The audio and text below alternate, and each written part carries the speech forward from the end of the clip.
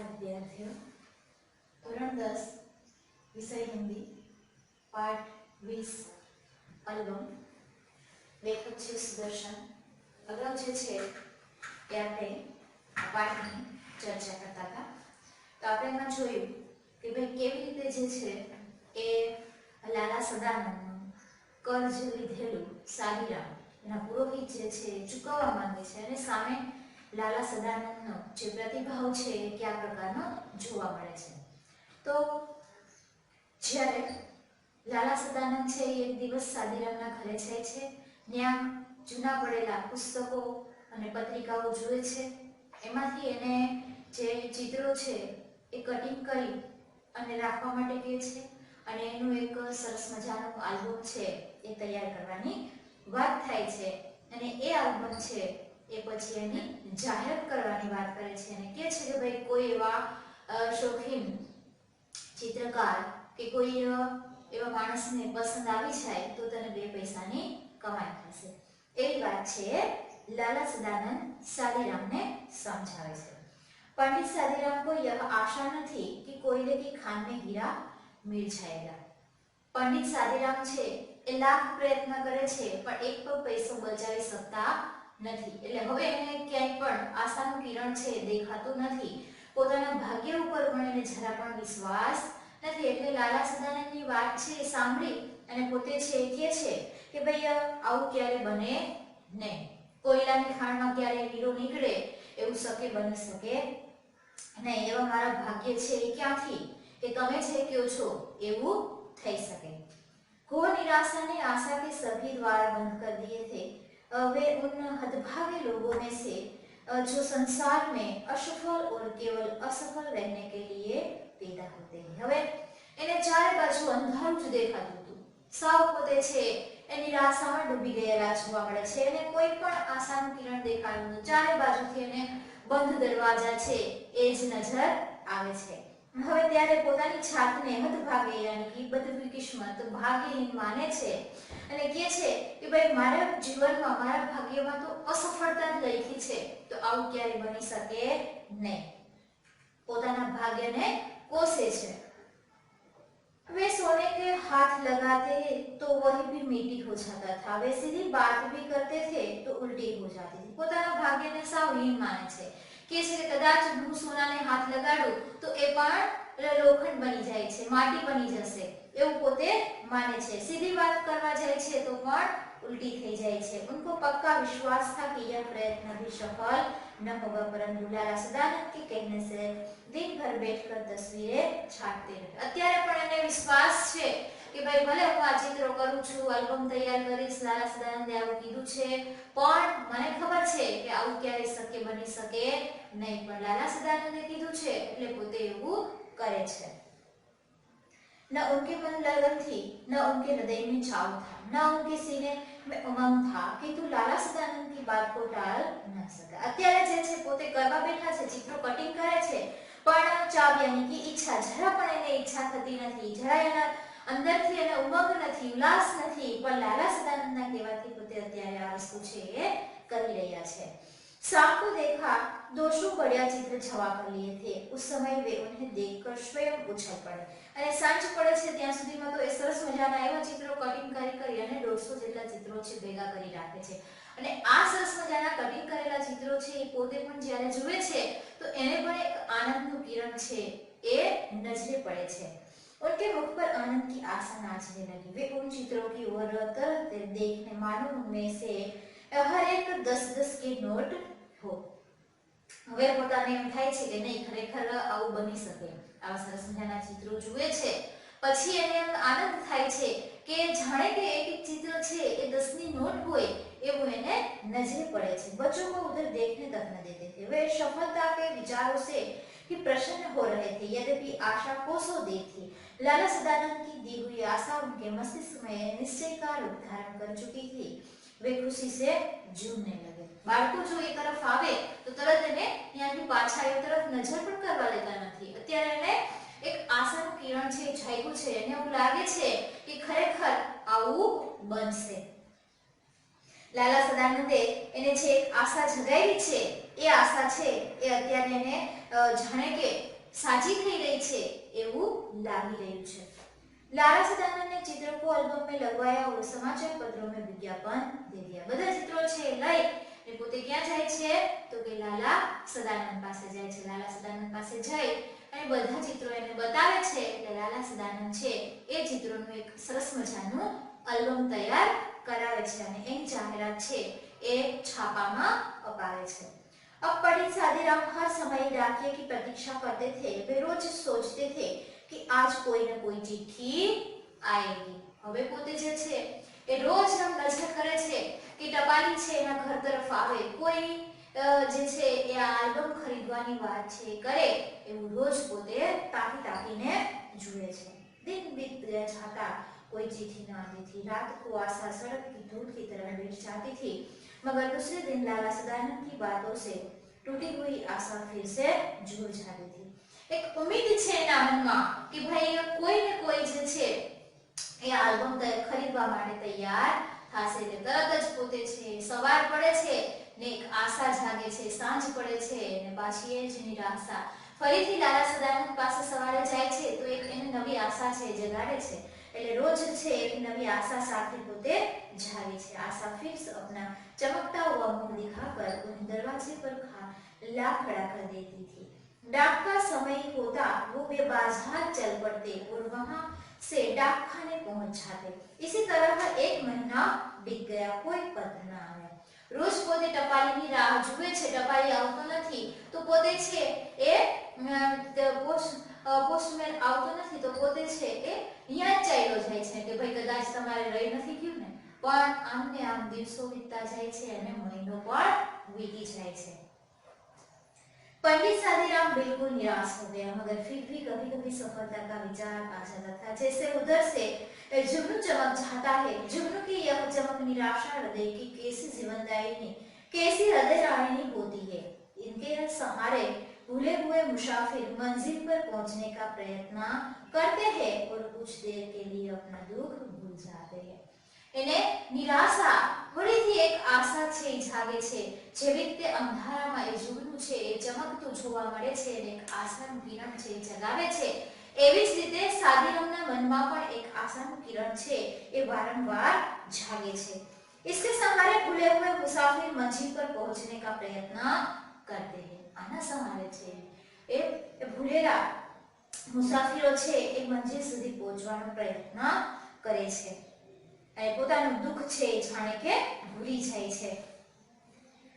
इसी झूठी आशा के अंदर सच्चा प्रकाश नहीं होता। यह दूर के संगीत के समान मनोहर जरूर होती है। इस वर्षा की कमी दूर हो न हो, परंतु इससे काली घटा का जादू कौन छीन सकता है। पंडित सादीराम ने आशा न छोड़ी, या योग्य है आशा ने पंडित राम को नहीं छोड़ा। दिन गुजरते गए।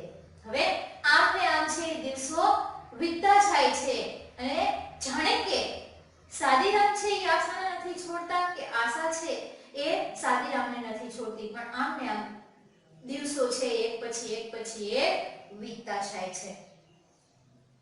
आखिर एक दिन सादीराम के भाग्य जागे। कलकत्ते के एक मारवाड़ी सेठ ने पत्र लिखा कि एल्बम भेज दो, अगर पसंद आ गया तो खरीद लिया जाएगा। અને હવે જે છે એની આશા રંગ લાવે છે। આખિર સાદીરામનું સપનું છે એ પૂરું થવા જઈ રહ્યું છે। કલકત્તાના એક મારવાડી શેઠનો પત્ર આવે છે કે ભાઈ તમારું આલ્બમ જે છે મને ગમ્યું અને તમે મને મોકલી દો, હું જોઈ લઉં, જો મને ગમશે તો હું એને ખરીદી લઈશ। મૂલ્ય की चिंता नहीं, चीज अच्छी होनी चाहिए। અને મારવાડી શેઠ શું કહે છે કે ભાઈ તમે તમારી કિંમતની ચિંતા ન કરો, જે મને ગમવું જોઈએ। यह पत्र उस करवटे के समान था जो सोया हुआ आदमी जागने से पहले बदलता है और उसके बाद उठ बैठता है।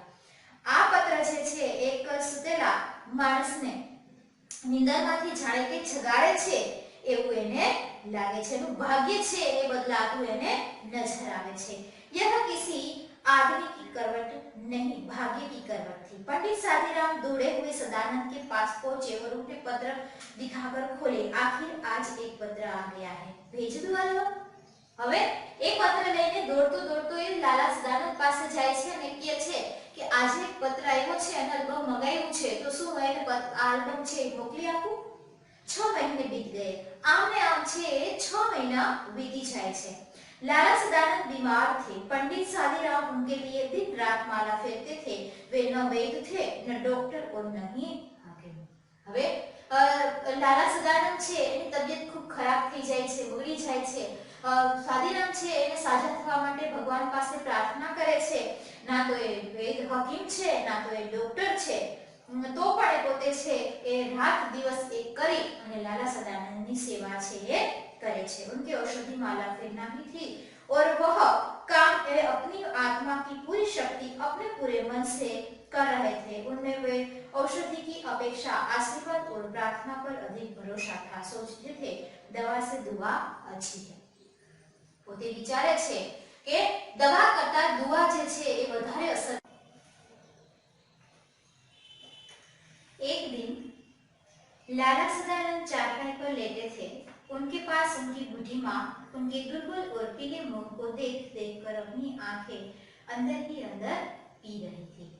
હવે એક દિવસની વાત છે કે લાલા સદાનંદ છે એ ચારપાઈ ઉપર સૂતેલા છે અને એની ગરડી માં જે છે એ કમજોર શરીરથી એની પાસે પોતાનું પીળું મોઢું, આખું ફીકું ફરેલું શરીર અને એની બાજુમાં બેઠેલી જોવા મળે છે અને અંદરથી ખૂબ દુખી જોવા મળે છે।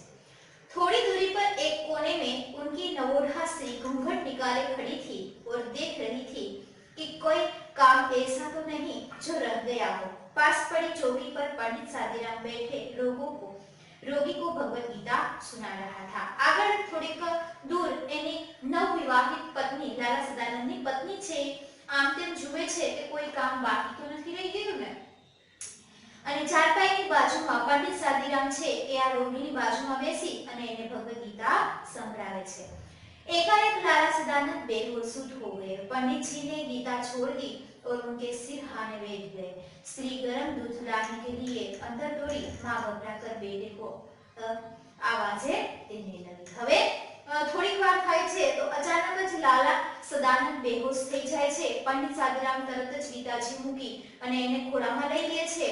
એની ઘરવાળી છે એ તરત દોડીને ગરમ દૂધ લેવા માટે જાય છે અને એની દુખી માં છે એ પોતાના દીકરાને આવી અવસ્થામાં જોઈ અને બૂમો પાડવા માંડે છે। इस समय पंडित जी को लगा कि रोगी के सिराहने के नीचे कोई चुनती हुई चीज रखी है। હવે ત્યારે પોતે છે લાલા સદાનંદને જેવા ખોળામાં લેવા જાય છે કે તરત એને ત્યાં કંઈક વસ્તુ ચૂમતી હોય એવું એને નજરે પડે છે।